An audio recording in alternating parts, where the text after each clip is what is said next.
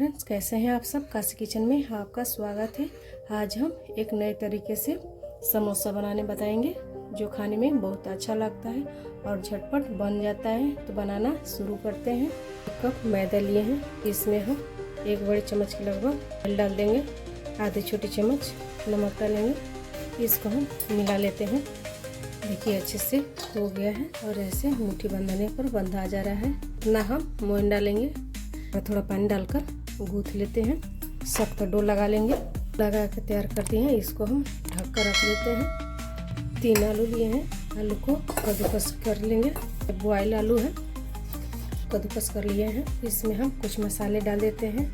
1 छोटी चम्मच धनिया पाउडर, आधी छोटी चम्मच जीरा पाउडर, स्वाद अनुसार नमक, 1 छोटी चम्मच कश्मीरी लाल मिर्च पाउडर, इस पर आधी छोटी चम्मच हरा मिर्च और अदरक का पेस्ट, 1 बड़ी चम्मच।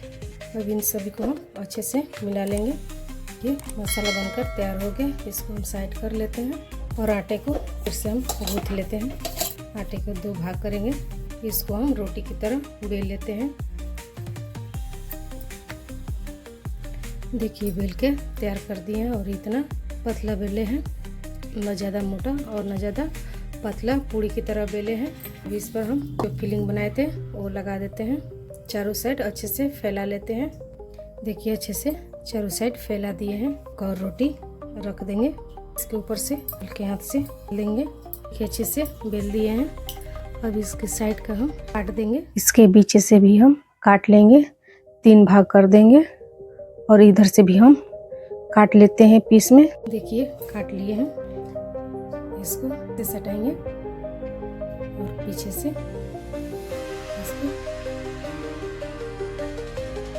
देखिए कितना प्यारा डिजाइन बनकर तैयार हो गया। ऐसे हम सारे समोसा को बना लेते हैं। ये कितना अच्छा बनकर तैयार हो गया है। ऐसे आप बनाकर फ्रिज में रख सकते हैं, जब आपको खाना हो तब आप इसको तलकर खा सकते हैं। तेल अच्छे से गर्म हो गया है, इसमें हम ये नाश्ता डाल देंगे। एक बार में जितना आएगा उतना डाल देंगे।